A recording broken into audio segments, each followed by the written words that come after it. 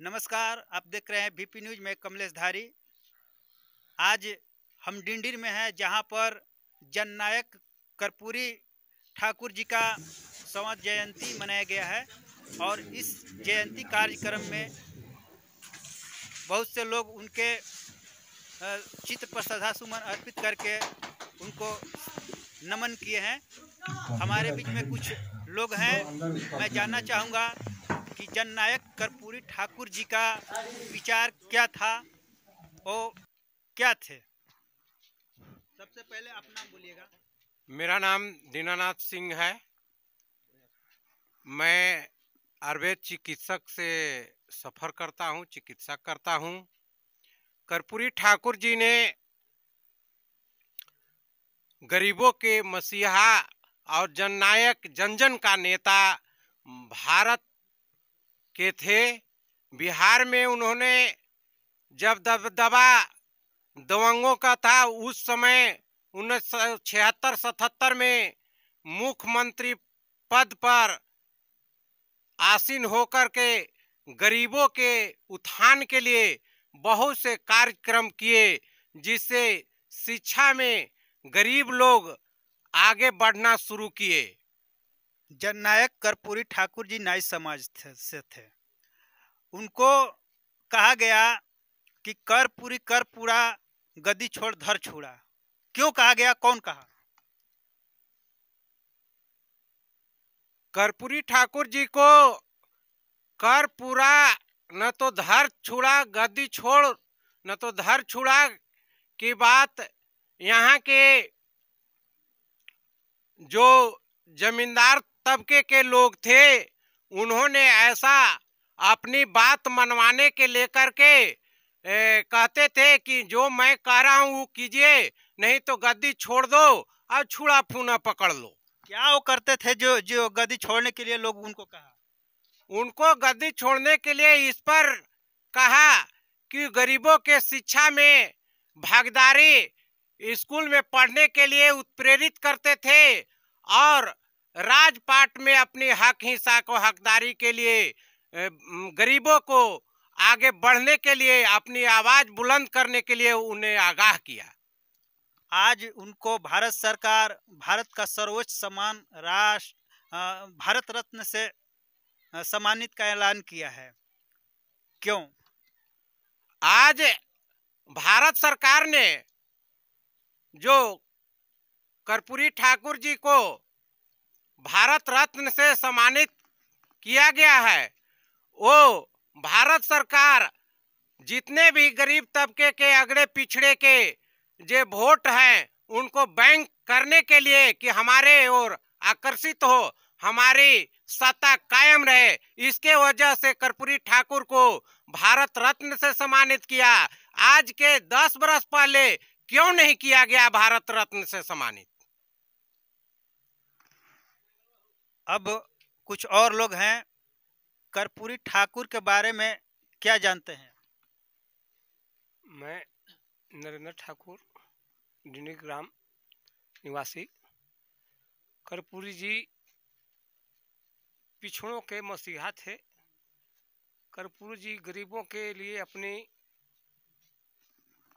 आहुति दे दी और उन्होंने पिछड़ों के लिए जितनी भी लड़ाई लड़े, उसके लिए उनको जननायक का उपाधि मिला, क्योंकि वो पिछड़े की लड़ाई को लड़ना ही अपना हक और हिस्से की लड़ाई लड़ना ही अपना अस्तित्व को समझे।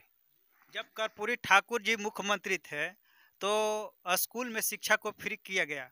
आज का हालात शिक्षा का है कि प्राइवेट स्कूल में बच्चों को पैसा मिलेगा और सरकारी स्कूल में बच्चों को खुद पैसा देना पड़ेगा। ऐसा क्यों? आज के दौर में जो विकल्प सरकार ने निकाला है वो घोर अन्याय है। इसलिए वो चाह रही है सरकार कि गरीबों के बच्चों को पढ़ाई से वंचित रहे और जितने भी उच्च वर्ग है जो पढ़ने में सक्षम हो वही पढ़े लिखे और आगे बढ़े, और जितने भी छोटे मजदूर किसान और छोटे वर्ग के आदमी हैं, बच्चे हैं, वो अनपढ़ रहें, ताकि हमको गुलामी करते रहें। और भी मेरे पास लोग हैं, एक युवा साथी हैं, मैं इनसे जानना चाहूँगा कि कर्पूरी ठाकुर जी का 100वां जयंती है, क्या कहना चाहेंगे? जी बहुत बहुत धन्यवाद आपका। आज कर्पूरी ठाकुर जी का जयंती है और 100वां जयंती हम सभी भाइयों ने मिलकर के यहाँ पर मनाया है डिंडर ग्राम में। कर्पूरी ठाकुर जी ने जब 26% आरक्षण 1978 में मुख्यमंत्री बनने के बाद में लागू किया था, तो उस समय स्वर्ण समाज के लोगों को बहुत ही मिर्च लगा कि अगर ये 26% आरक्षण लागू कर देता है पिछड़े वर्ग के लिए, तो सभी लोग आगे बढ़ने का काम करेंगे और सभी लोग हमारे फिर कपार पे चढ़ करके रहेंगे। जैसे कि जो आज तक हमारे सामने बोलता नहीं था, वो व्यक्ति गद्दी पर बैठा है, तो बहुत ज़्यादा उन लोगों को परेशानी होने लगा और उस परेशानी होने के तहत उन लोगों ने कर्पूरी ठाकुर की माँ पर भी व्यंग रचा और उनकी बहन पर भी, ताकि कर्पूरी ठाकुर जी को मतलब बहुत ही नीचा दिखाने का काम किया स्वर्ण समाज के लोगों ने उस जमाने में।